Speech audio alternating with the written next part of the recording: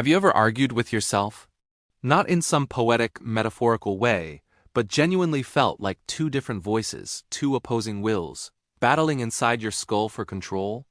One part of you screaming to hit the snooze button, sink back into the warm embrace of sleep, while another part insists you need to get up, be responsible, face the day. One voice whispers that you should eat the cake, enjoy the moment, live a little, while another scolds you about discipline, health, consequences. We call this internal conflict, the war between desire and reason, impulse and restraint. We assume it's a metaphor, a way of describing the complexity of being human. But what if it isn't a metaphor at all? What if the sensation of being two people trapped in one body reflects a literal, physical reality hidden inside your brain?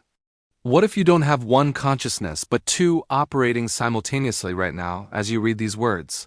What if the unity you feel, the singular sense of I, is actually an illusion constructed by a thin bundle of nerve fibers desperately trying to keep two separate minds synchronized?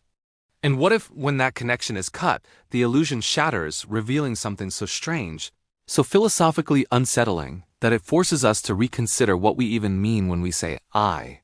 This isn't speculation, this isn't science fiction. This is the result of one of the most disturbing and revelatory experiments in the history of neuroscience. Research so profound it earned a Nobel Prize, yet so deeply weird that it still makes scientists uncomfortable decades later. The story begins in the 1960s in a laboratory where a neuroscientist named Roger Sperry was about to prove that the human brain harbors not one consciousness but two each, capable of thinking, perceiving, and making decisions independently of the other. His subjects were epilepsy patients who had undergone a radical last-resort surgery to stop their seizures, a procedure that involved severing the corpus callosum, the thick cable of about 200 million nerve fibers connecting the left and right hemispheres of the brain. Doctors hoped that by cutting this connection, they could prevent seizures from spreading from one side to the other, trapping the electrical storm in half the brain instead of letting it engulf the whole. The surgery worked. Seizures became manageable, sometimes disappeared entirely. But something else happened, something the surgeons didn't anticipate and couldn't have predicted. On the surface, these patients seemed perfectly normal. They walked, talked, went about their daily lives without obvious difficulty. There were no visible signs that anything fundamental had changed. They didn't appear confused, didn't show dramatic personality shifts, didn't seem disabled in any conventional sense. And yet, when Roger Sperry began testing them with carefully designed experiments, he uncovered a truth so bizarre it redefined our understanding of consciousness itself. He discovered that when the connection between the hemispheres is severed, each half of the brain continues to function, but they function independently. Each hemisphere perceives, thinks, remembers, and acts on its own. In effect, the surgery hadn't just disconnected two halves of a brain, it had created two separate minds, coexisting in one skull, each unaware of the other's existence. The experiments Sperry devised were elegant and profoundly unsettling. He exploited a quirk of anatomy. Your left eye doesn't send information exclusively to your left brain, and your right eye doesn't feed only your right brain. Instead, the left half of each eye's visual field connects to the right hemisphere, and the right half connects to the left hemisphere. Normally, the corpus callosum instantly shares this information between hemispheres, so you experience a unified visual world. But in split-brain patients, that sharing stops. Show an image to the left visual field, and only the right hemisphere sees it. Show it to the right visual field, and only the left hemisphere knows it exists.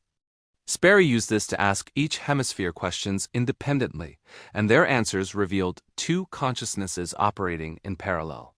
In one famous experiment, Sperry flashed an image of an apple to a patient's left visual field, meaning only the right hemisphere saw it.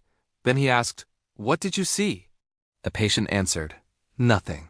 I didn't see anything." But here it gets eerie. Sperry then asked the patient to reach behind a screen with their left hand controlled by the right hemisphere and pick out what they saw from a collection of objects. Without hesitation, the left hand grabbed the apple.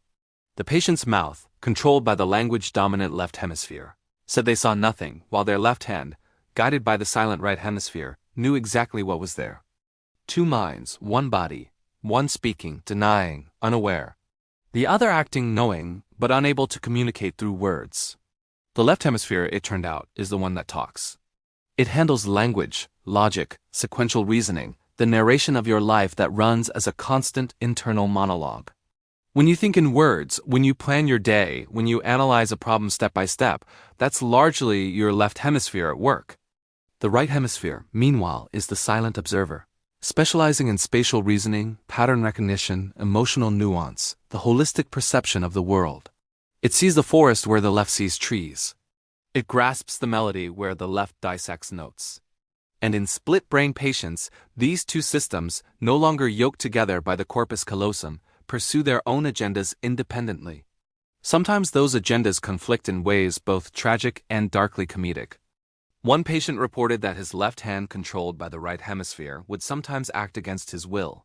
He'd reach for a shirt with his right hand, choosing what to wear, and his left hand would grab a different shirt, as if a second person inside him disagreed with the choice. Another patient described his left hand trying to strangle his wife while his right hand fought to pull it away. The patients themselves were baffled, disturbed by the sensation that part of their body belonged to someone else, some other will, some other mind.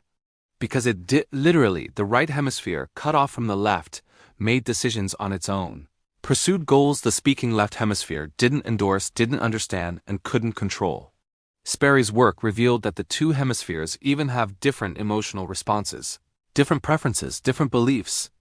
In one study, researchers asked split-brain patients about their career aspirations, political views, or favorite activities, presenting the question separately to each hemisphere. The left hemisphere might describe a desire to be an architect, while the right, asked through yes or no questions it could answer by nodding or using the left hand, indicated a preference for being a race car driver.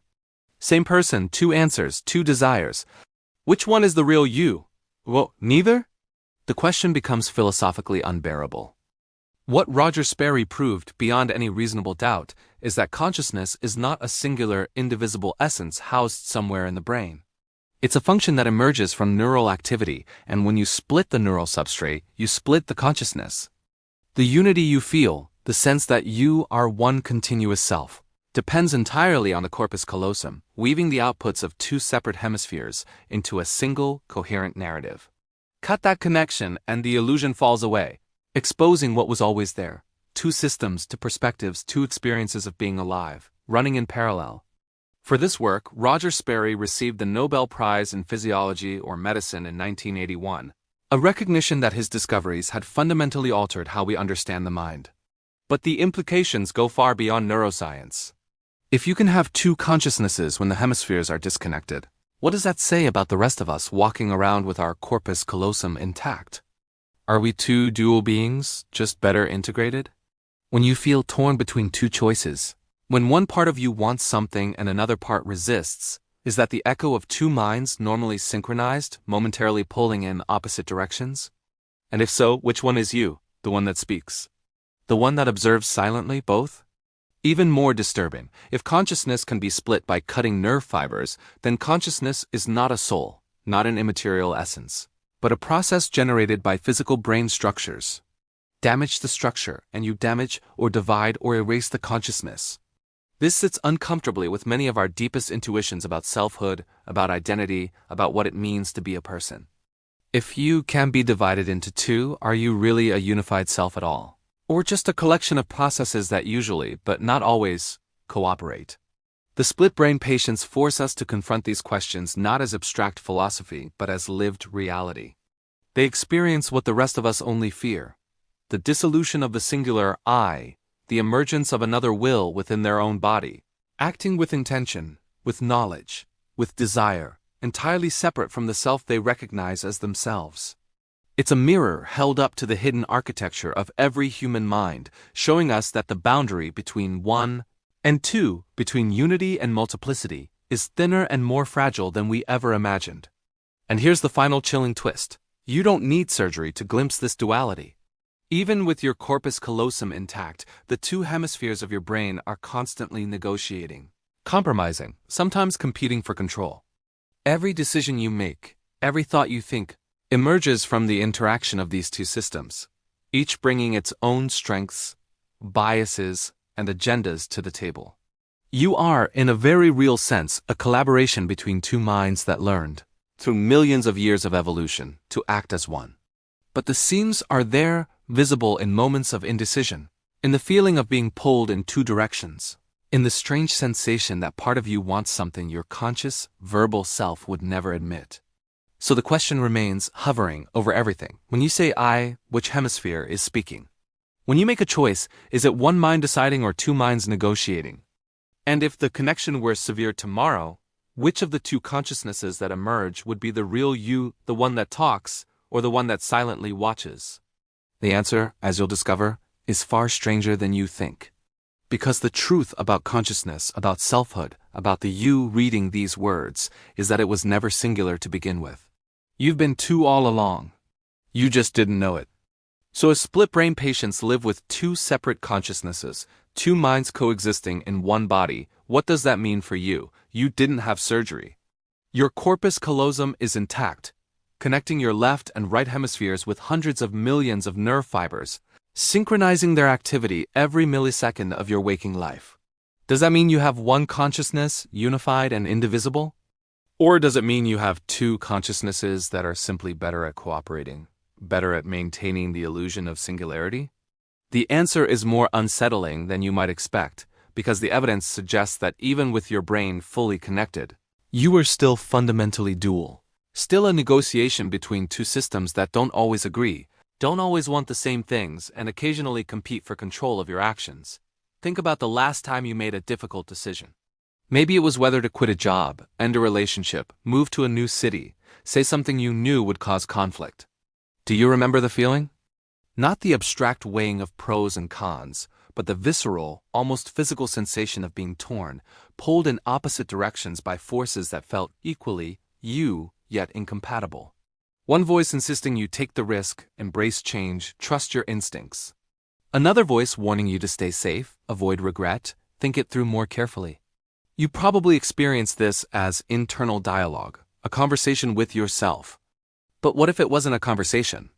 What if it was two consciousnesses, two perspectives, two decision-making systems running in parallel, each lobbying for its preferred outcome, with the final choice emerging not from a singular you, but from whichever system, in that moment, held slightly more sway?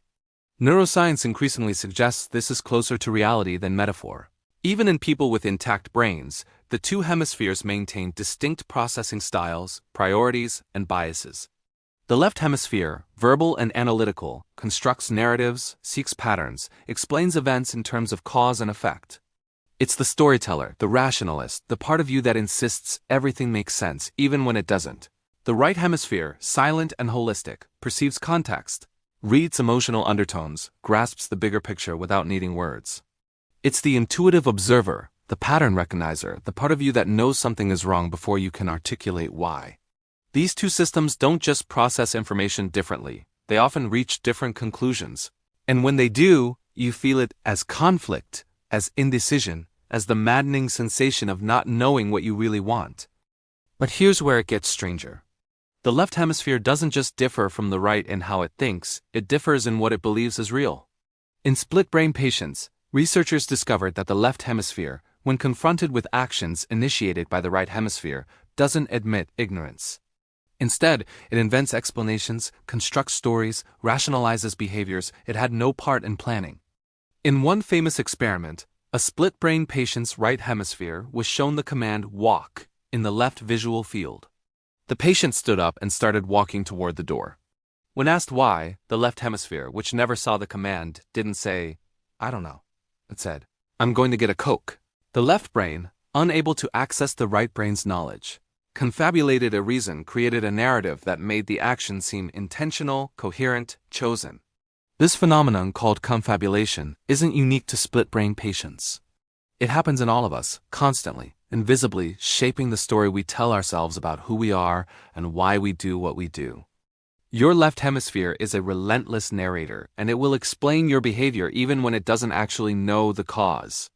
You reach for a snack because you're stressed, but your left brain says you're hungry. You avoid a conversation because you're afraid, but your left brain says you're busy. You fall in love because of a complex interplay of chemistry, timing, and unconscious associations, but your left brain writes a story about destiny, compatibility, soulmates. The you that speaks that thinks in words, that believes it knows why you do what you do, is often just guessing, filling in gaps, constructing a coherent narrative from fragments of information it doesn't fully understand. So the unity you experience, the feeling that your decisions come from a single, rational self, is partly an illusion maintained by the left hemisphere's storytelling. Beneath that narrative, multiple systems are at work, some conscious, some unconscious, some verbal, some silent, each contributing to the outcome, each pulling in its own direction. You are not one mind making decisions. You are a parliament of neural systems negotiating, compromising, sometimes overruling each other, with the final result announced by the left hemisphere as if it had been the plan all along. This is why, after making a choice, you sometimes feel surprise, regret, or confusion about what you just did. Part of you may be the right hemisphere, maybe a subcortical structure, maybe an unconscious process acted, and another part of you, the verbal narrator, is scrambling to explain it. Now consider what this means for concepts like free will, responsibility, identity. If your decisions emerge from a negotiation between systems you don't fully control or even perceive, can you truly claim ownership of your actions? When you say, "I chose this," which I are you referring to? The left hemisphere that narrates the choice? The right hemisphere that influenced it silently? The limbic system that generated the emotional impulse? The prefrontal cortex that weighed consequences? All of them, acting in concert? Or none of them, because you, as a unified agent, don't actually exist, just a loose coalition of processes that usually cooperate but sometimes don't. Split brain research doesn't just reveal what happens when the brain is divided, it reveals what was always true but hidden by the corpus callosum's ability to integrate. You are multiple. You always have been. The difference between you and a split brain patient isn't that you have one consciousness and they have two. It's that your two consciousnesses communicate more effectively, synchronize more seamlessly, present a more convincing performance of unity. But the seams are there, visible in every moment of indecision, every act of self-sabotage, every time you do something and then wonder why. And here's the truly disorienting part. If you are two minds, which one is the real you? The one that talks? That seems like the obvious answer after all. The verbal self is the one you identify with, the one narrating your life, the one reading these words right now. But the right hemisphere is no less conscious, no less aware. It perceives, it remembers, it makes decisions. In split-brain patients, it demonstrates preferences, emotions, intentions entirely separate from the left hemispheres. It is by every meaningful measure, a mind. A silent mind, yes, but a mind nonetheless. So when you think of yourself as I, are you excluding half of your own consciousness? Is the right hemisphere a passenger, a subordinate, or an equal partner you've never properly acknowledged? Some researchers have suggested that the right hemisphere is the true observer, the part of you that watches your life unfold, without constantly narrating it, the quiet awareness beneath the chatter of language. Others argue that neither hemisphere is more you than the other, that the self is the emergent property of their interaction, something that only exists when they work together. And still others propose that the question itself is flawed, that there is no singular you to locate, just processes, patterns, shifting configurations of neural activity that we mistakenly reify into a unified identity. Philosopher Thomas Nagel once asked, "What is it like to be a bat?" Exploring the subjective experience of a creature with a fundamentally different sensory apparatus. But an equally profound question is, what is it like to be a split-brain patient? Do they experience themselves as one person or two? The answer, disturbingly, is both. They report feeling like themselves, singular and continuous, yet also describe moments of alienation, of watching their own hand act with volition they don't recognize as theirs. One patient said it felt like someone else is in there with me. Another described it as two people trying to drive the same car. These aren't metaphors, they're descriptions of lived experience, of what it actually feels like when the illusion of unity breaks down. You might think this is irrelevant to your life, that split-brain patients are rare medical anomalies with little to teach the rest of us. But recent neuroscience suggests the opposite. Studies using neuroimaging have shown that even in people with intact brains, the two hemispheres often activate in ways that suggest independent, sometimes conflicting, processing. When you're ambivalent, when you feel two ways about something, brain scans reveal asymmetric activation. One hemisphere leaning toward one choice, the other toward a different one. The corpus callosum doesn't eliminate this duality. It just forces a compromise, a weighted average of two perspectives that may not agree. And what about the moments when you act against your own stated intentions? You swore you'd go to the gym, but you drove home instead. You promised yourself you'd stay calm, but you lashed out. You knew the relationship was over, but you called anyway. The left hemisphere narrates these failures as weakness, inconsistency, lack of willpower. But maybe they're not failures at all, maybe they're evidence of your dual nature. Moments when one system wanted something different from what the verbal self declared, and that system, in the background, silently won. You are not a monolith. You are a negotiation. And sometimes the side that doesn't speak gets its way. There's a strange, almost tragic beauty in this realization. For so long, we've believed that the mind is a kingdom with one ruler, that I sit at the center of my being, making decisions, directing actions, owning my life. But the truth is more like a democracy, or perhaps a benevolent dictatorship, where the left hemisphere thinks it's in charge, writes all the official histories, takes credit for every decision, while the right hemisphere influences quietly, nudges from the periphery, occasionally overrules the official narrative without ever getting acknowledged. You are a collaboration, you are a duet, and most of the time, you don't even realize one of the singers is there. So what do you do with this knowledge? How does it change the way you live, the way you understand yourself, the way you make choices? First, it suggests humility. The you that narrates your life, that believes it knows why you do what you do, is not as omniscient as it pretends. You are partly a mystery to yourself, and that's okay. It's not a flaw, it's the architecture of being human. Second, it suggests patience. When you feel torn, when you struggle to decide, you not weak or indecisive, you experiencing the normal operation of a dual system, trying to find agreement. Conflict is built into the structure of your mind. And third, it suggests curiosity. Pay attention to the silent part of you, the part that doesn't speak but knows things, feels things, sees things the verbal self misses. That's not just intuition or gut feeling, it's another consciousness, equally real, equally you, trying to communicate in the only language it has. In the end, the split brain experiments reveal a truth so fundamental it reshapes everything we thought we knew about consciousness, identity, and the self. You are not one. You are two. Two perspectives, two decision makers, two streams of awareness woven so tightly together that you mistake the tapestry for a single thread. The corpus callosum doesn't create unity, it creates the illusion of unity, a seamless performance that hides the duality beneath.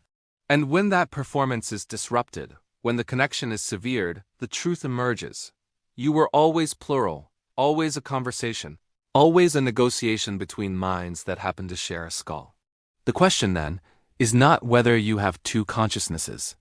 The question is whether you'll acknowledge the one that's been there all along. Silent and patient, watching everything, feeling everything, knowing you in ways the verbal self never will. Because the moment you do, the moment you recognize the duality within, something shifts. You stop being one confused mind and start being two minds in dialogue, two perspectives in collaboration, two halves of a whole that was never supposed to be singular.